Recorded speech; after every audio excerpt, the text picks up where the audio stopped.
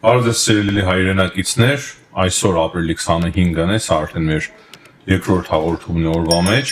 եւ այս հաղորդման ընթացքում խոսելու ենք Կայա Կալասի այցից Բաքու, հետաքրքիր հայտարարություններ են եղել Բաքվում, հայտարարություններով է հանդես եկել նաեւ Ադրբեջանի արտգործնախարար Բայրամովը,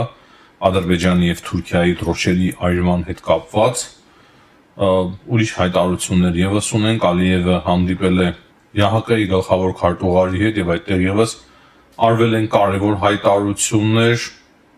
դրանց բացի բազմաթիվ երկրներում կրկին հարգել են հայոց ցեղասպանության զոհերի հիշատակը, այսինքն խոսելու բազմաթիվ հարցեր կան, վերջում նաեւ կանդրադառնանք միջազգային կարևոր իրադարձություններին, նախքան հաղորդումը սկսելը հիշեցնեմ սիրելի հայրենակիցներ անպայման ձեր լայքերի կարևորության մասին, մեր հաղորդումների տարածման համար, ինչպես նաեւ կարող եք բաժանորդագրվել մեր ալիքին, որպեսզի ավելի թարմ եւ արագ ձևով ստանաք մեր կողմից ներկայացվող տեղեկատվությունը եւ կարևոր վերլուծությունները Հայաստանի եւ միջազգային տարբեր հարցերի շուրջ։ Սկսում ենք Կայա Կալասի այցից Բաքու, ես երեք այդքան վատատես չէի, նույնիսկ լավատես էի Կայա Կալասի այցից Բաքու, կարծում էի, որ շատ կարևոր հայտարարություններով է հանդես գալու Կայա Կալասը, խոսելու է նաեւ հայ ռազմագերիների մասին, բայց այս պահի դրությամբ ճիշտ ասած ես հիասթափված եմ, չկա նորմալ որևիցե հաղորդագրություն, որ Կայա Կալասը անդրադարձել է Բաքվում հայ ռազմագերիների հարցին, Հայաստանի եւ Ադրբեջանի միջև խաղաղության համաձայնեցված պայմանագրին նորմալ նույնիսկ անդրադարձ չի եղել, ուղղակի նա ասել է, որ Եվրամիությունը աջակցում է խաղաղության հաստատմանը Ադրբեջանի եւ Հայաստանի միջև եւ Եվրամիությունը ապագայում եւս ջանքեր է գործադրելու այդ ուղղությամբ, որպեսզի ամուր խաղաղություն հաստատվի տարածաշրջանում։ Եվ դրանից հետո ավելի շատ կենտրոնացել են երկկողմ հարաբերությունների վրա եւ Կայա Կալասը հայտարարել է նոր բանակցությունների մասին Եվրամիության եւ Ադրբեջանի միջև, նոր համաձայնագրի շուրջ, գործընկերության շուրջ, նոր գործընկերության համաձայնագիր են փաստացի քննարկել սկսելու Ադրբեջանը եւ Եվրամիությունը։ Տեսնենք, մի փոքր ավելի համբերատար լինենք, միգուցե այլ հայտարարություններ լինեն, բայց արդեն բավականին կոշտ հայտարարություններ են հնչում Եվրամիությունից Կայա Կալասի հասցեին, ես արդեն երեք ներկայացրի մի քանի եվրոպական միության падգամավորների հայտարարությունների մասին, խոսեցինք Ֆրանսիան ներկայացնող Եվրամիության падգամավորի հայտարարության մասին, որ նա այցելում է Բաքու եւ նույն ժամանակ չի այցելում Երևան, ինչը շատ վատ է, եւ ավելի կոշտ գնահատականներ է փաստացի տվել Հունաստանը ներկայացնող падգամավորը Եվրոպական խորհրդարանում եւ կոնկրետ քննադատել է Կայա Կալասի հայտարարությունը նոր բանակցությունների մասով Եվրամիության եւ Ադրբեջանի միջև, որտեղ որ Կայա Կալասը ասում է, որ Ադրբեջանը կարևոր գործընկեր է Եվրամիության համար տարածաշրջանում եւ Հունաստանը ներկայացնող падգամավորի խոսքերով Կայա Կալասը մեկ անգամ եւս ցուցադրում է սկզբունքների եւ կոմպետենտության բացակայություն, լավ է ասել, իմ դուրս եկավ այդ նախադասությունը եւ նրա պես քաղաքական գործիչների պատճառով Եվրամիությունը կարող է ունենալ նույնիսկ ժամկետ, այսինքն շատ վատ հետևանքներ է ունենալու Եվրամիությունը նրա խոսքերով եւ նույնիսկ վատ ժամկետ է ունենալու, այսինքն ժամկետը կարող է ավարտվել Եվրամիության։ Եվ նա ավելացրել է, որ ոչ էներգետիկ համակարգը եւ փողը ավելին չեն, քան մարդիկ։ Մենք կանգնած ենք ժողովրդավարության եւ արդարության կողքին, մենք կանգնած ենք մեր հայր, քույր եւ եղբայրների կողքին, որոնց նկատմամբ մեկ դար առաջ Թուրքիան իրականացրել է ցեղասպանություն։ Եվ ահա այս քննադատական ուղերձը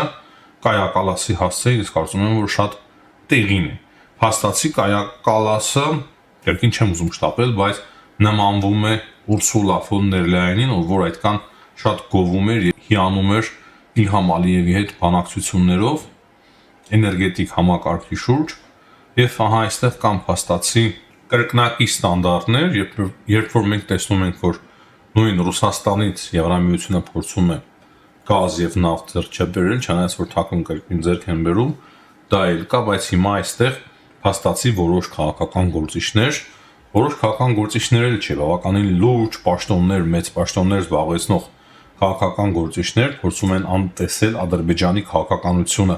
Հայաստանի նկատմամբ եւ ընդհանրապես ժողովրդավարության նկատմամբ։ Գիտենք, թե ինչ իրավիճակում է գտնվում քաղաքացիական հատվածը Ադրբեջանում, ինչպես նաեւ լրագրողներ։ Բայց կրկին սպասենք եւ տեսնենք, եթե խելքը գլխի նորմալ հայտարարություն անի Կայա Կալասը, բնականաբար մենք կողջունենք։ Ես անկեղծ ասած ավելի շատն էի սպասում նրանից, կարծում եի, որ հստակ կոչ է լինելու Բաքվին ազատ արձակել հայ ռազմագերիներին, ինչպես նաև հստակ կոչ է արվելու Բաքվին կնքել խաղաղության պայմանագիրը Հայաստանի հետ։ Հանդիպում է նաև տեղի ունեցել Կայա Կալասի եւ Իլհամ Ալիևի միջև։ Ալիևը նաև հանդիպել է ԵԱՀԿ-ի գլխավոր քարտուղարի հետ եւ կրկին բարձրացրել է Մինսկի խմբի լուծարման հարցը, հստակ նշելով, թե որքան ոչ էֆեկտիվ էր այդ Մինսկի խումբը։ Հետաքրքիր է, չէ՞, իմիջայլոց ոչ ոք չի ասում Ալիևին, թե այդ Մինսկի խումբը ոչ էֆեկտիվ դարձավ այն բանից հետո, երբ դու սկսեցիր ռազմական ագրեսիան ընդդեմ Արցախի եւ բնականաբար այլևս Մինսկի խումբը ոչինչ չէր կարող անել։ Քո ագրեսիայի պատճառով այդ Մինսկի խումբը դարձավ այդպես անգործունակ, բնականաբար նաև հետո դրան հետևեց արդեն կոնֆլիկտը Ռուսաստանի եւ Ուկրաինայի միջև, ինչի պատճառով արդեն խնդիր առաջացավ համանախագահների միջև, բայց փաստացի Ադրբեջանի գործողությունները դադարեցրին Մինսկի խմբի գործունեությունը։ Ադրբեջանը չէր ցանկանում գնալ որևիցե պայմանավորվածության եւ Ադրբեջանը գնաց ուժով լուծման ճանապարհին եւ հիմա էլ ասում է, որ Մինսկի խումբը էֆեկտիվ չէր։ Ես չեմ ասում, թե Մինսկի խումբը շատ լավն էր, էֆեկտիվ էր, շատ լավ էին նրանք աշխատում, բայց փաստացի ինքն էր խախտել այդ բոլոր սկզբունքները, ուժ չգործադրելու սկզբունքը, ամենակարևոր սկզբունքը, հիմա էլ ասում է, որ Մինսկի խումբը պետք է լուծարվի, քանի որ էֆեկտիվ չէր։ Եվ ոչ ոք չի կարող փաստացի պատասխանել Իլհամ Ալիևին։ Դա էլ պետք է ասվի, կարծում եմ, որ Եվ կարևոր մեկ հարցի եւս անդրադառնանք Բայրամովի հայտարարություններին, հավանաբար դա արվել է Կայա Կալասի հետ հանդիպման ժամանակ կամ Մամլո Ասուլիսի արդեն ընթացքում, չգիտեմ, ճիշտն ասած տեսնում եմ այս հայտարարությունը Telegram-յան ալիքներով, որը վերաբերվում է դրոշերի այրմանը, որը որ տեղի է ունենում ամեն տարի ապրիլի 23-ին ջահերով երթի ժամանակ Երևանում։ Եվ կոնկրետ Բայրամովը պահանջել է դրոշերի այրումը ճանաչել որպես հանցագործություն։ Ու նա ասում է, որ Հայաստանում ռևանշիստական տրամադրությունները լուրջ մտահոգությունների տեղիք են տալիս։ Նա շարունակել է միտքը ասելով, որ կցանկանայի նշել վերջերս Ադրբեջանի եւ Թուրքիայի դրոշերի այրման հետ կապված միջադեպը։ Ցավոք նմանատիպ միջադեպերը տեղի են ունեցել 3 նաեւ Ֆրանսիայում։ Մենք ակնկալում ենք, որ այս երկրների համապատասխան մարմինները վճռական գործողություններ կձեռնարկեն, ապահովելու, որ մեկ այլ երկրի ատրիբուտների այրումը ճանաչվի որպես հանցագործություն։ Փաստացի այստեղ Բայրամովը ասում է, որ Հայաստանում կան ռևանշիստական տրամադրություններ եւ դա արդեն առիթ է տվել Բայրամովին, որ Բայրամովը այդ ձև արտահայտվի։ Բնականաբար այդ հայտարարությունները շատ վատ են հայկական կողմի համար,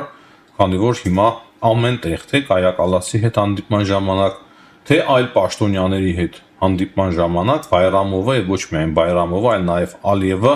խոսելու են նրա մասին, որ Հայաստանում կա ռևանշիզմ եւ Ալիևն էլ կրկին կարող է նոր հայտարարություններով հանդես գալ, սպառնալով Հայաստանին, քանի որ Հայաստանում կա ռևանշիզմ, բայց մենք գիտենք, որ դա ռևանշիզմ չէ, դա ուղղակի չգիտեմ նույնիսկ ինչպես անվանեմ, ինքներդ կարող եք անվանում տալ այդ ամեն ինչ տեղի ունեցել Երևանում։ Ես կրկին մնում եմ այն կարծիքին, որ մենք քաղաքականապես պետք է կոփվենք, քաղաքականապես պետք է կրթվենք, մենք բացառապես պետք է առաջնորդվենք մեր ազգային եւ պետական շահերով եւ ոչ թե երրորդ երկրների կամ երրորդ ուժերի կողմից թելադրված շահերով։ Եթե դրոշ ես այրում, պետք է ճիշտ ժամանակին այրես, հասկանաս, թե այդ դրոշերի այրմանը ինչ է հետևելու, իսկ երբ որ պետք չէ նման բան անել, չպետք է նման քայլերի դիմես։ Այսինքն ասածս այն է, որ 20 թվականից հետո բավականին լուրջ իրավիճակ է փոխվել եւ իրավիճակ է փոխվել ոչ մեր օգտին։ Եվ եթե նախկինում դրոշերի այրման վրա այդքան մեծ ուշադրություն չէր սևեռվում, եւ այն չէին կարող օգտագործել մեծ հաշվով ընդդեմ մեզ այսպես, ինչպես որ հիմա են կարողանում օգտագործել, ապա հիմա դա իրենց համար նույնիսկ կարելի ասել շատ լավ առիթ է, հնարավոր է նաեւ շատ լավ էլ ուրախանում են, որ Հայաստանում նման գործողություններ են տեղի ունենում, դա իրենց համար քաղաքական լուրջ հնարավորություններ է ստեղծում նման հայտարարություններով հանդես գալ եւ տարբեր գործողությունների դիմել անհրաժեշտության դեպքում եւ պատճառաբանել, որ Հայաստանում կա ռևանշիզմ։ Մենք էլ պետք է համապատասխան պատկերացում եւ խելք ունենանք, որպիսի ոչ մեկի համար առիթ չստեղծենք, հատկապես մեր հակառակորդների, որպիսի նրանք օգտվեն մեր ստեղծած հնարավորություններից մեր դեմ։ Կարևոր հայտարարություններով են հանդես եկել կրկին տարբեր երկրների ղեկավարներ, պաշտոնյաներ, հայոց ցեղասպանության մասին է խոսքը։ Կանադայի վարչապետը եւս շատ կարևոր հայտարարությամբ է հանդես եկել։ Մարկ Կարնին հստակ նշել է, որ ցեղասպանությունը տեղի ունեցել։ Կանադան միշտ էլ ամեն տարի նորմալ ձևով ամենաբարձր մակարդակով հայտարարությամբ է հանդես գալիս, բայց Կանադայի վարչապետ Մարկ Կարնիի հայտարարությունը տարբերվում էր նրանով նաեւ, որ ինքը նաեւ սուկահեռներ է անցկացնում 23 թվականին տեղի ունեցած էթնիկ զտման հետ արցախահայության, ասելով, որ 120,000 հայեր բռնի կերպով տեղահանվեցին Լեռնային Ղարաբաղից, բազմաթիվ զրկանքներից եւ տանջանքներից հետո։ Եվ այս հայտարարությունը չափազանց կարևոր եւ լուրջ նշանակություն ունի։ Հայտարարությամբ են հանդես եկել օրինակի համար Ֆրանսիայի արտգործ նախարարը, Ֆրանսիայի վարչապետը, բազմաթիվ նոր հայտարարություններ կան ապրիլ 24-ի հետ կապված, նույնպես հայտարարություններ կան Ամերիկայի Միացյալ Նահանգներում տարբեր քաղաքապետեր, սենատորներ, կոնգրեսմեններ, նրանք նաև քննադատել են Թրամփին, որ Թրամփը համարձակություն չի ունեցել անվանել ցեղասպանություն բառը անգլերենով, թե որքան կարևոր է Թրամփի կողմից այդ բառը արտասանել, դժվար է ասել, քանի որ Թրամփն է, հասկանում ենք Թրամփն է, բայց կարևոր էր ամեն դեպքում Թրամփի այդ վերջին նախադասությունը, որը որ վերաբերվում էր հայ-ամերիկյան ռազմավարական գործընկերության։ Ինչու է դա կարևոր, կարծում եմ բացատրելու իմաստ չկա, հատկապես հիմա ռուս-ուկրաինական պատերազմի այս պայմաններում, երբ որ որոշում է Ուկրաինայի լինել չլինելու հարցը։ Այսինքն այդ հարցը դրվել է քննարկման ցավոք սրտի։ Ուկրաինայից մենք էլի կխոսենք, բայց կարծում եմ նաև կարևոր է անդրադառնալ Մարկո Ռուբիոյի հայտարարությանը հայոց ցեղասպանության վերաբերյալ, նաեւս ցեղասպանություն բառը չի օգտագործել, ասել է մեծ եղել, անկեղծ ասած չեմ հիշում Ամերիկայի Միացյալ Նահանգների պետքարտուղարները հայտարարություն անում էին, թե չէ, ցեղասպանության հետ կապված։ Մարկո Ռուբիոն ընդհանուր առմամբ համարվում էր շատ հայամետ գործիչ, լավ է որ հայտարարությամբ է հանդես եկել, բնականաբար լավ չէ որ ցեղասպանություն եզրույթը չի օգտագործել, բայց քանի որ Թրամփը չէր օգտագործել, նա էլ չէր օգտագործելու։ Եվ Մարկո Ռուբիոն ասում է, որ հարգում ենք անցյալը եւ ակնկալում ենք աշխատել հանուն Հայաստանի եւ տարածաշրջանի հարատև խաղաղության, բարգավաճման եւ անվտանգության, մոտավորապես նույն Թրամփի խոսքերը։ Բայց այստեղ ռազմավարական հարաբերությունների մասին արդեն խոսք չկա, չնայած որ Թրամփի մոտ որ կա, բնականաբար շատ կարծում եմ ավելի կարևոր էր։ Հիմա անցնենք միջազգային կարևոր հարցերին։ Այսօր Մոսկվայում Volkswagen Golf մեքենա է պայթեցվել, որի կողքին գտնվում էր գեներալ Մոսկալիկը, երբ որ գեներալը դուրս է եկել եւ հասել է մեքենայի մոտ այդ ռումբը պայթեցվել է, սա առաջին դեպքը չէ, երբ որ Մոսկվայում եւ ընդհանրապես Ռուսաստանում գեներալներ են պայթեցվում, բնականաբար սա կարծում եմ կապված է ռուս-ուկրաինական պատերազմի հետ։ Ռուս-ուկրաինական պատերազմի մասով կարող եմ ավելացնել այն, որ Վիտկոֆը արդեն գտնվում է Մոսկվայում, հանդիպում է ունում Վլադիմիր Պուտինի հետ, նոր տեղեկություններ չկան։ Այս պահի դրությամբ այսքանը, սիրելի հայրենակիցներ, կրկին հիշեցնեմ լայքերի համար, հաջողություն եմ ցանկանում բոլորին, ցտեսություն, կհանդիպենք։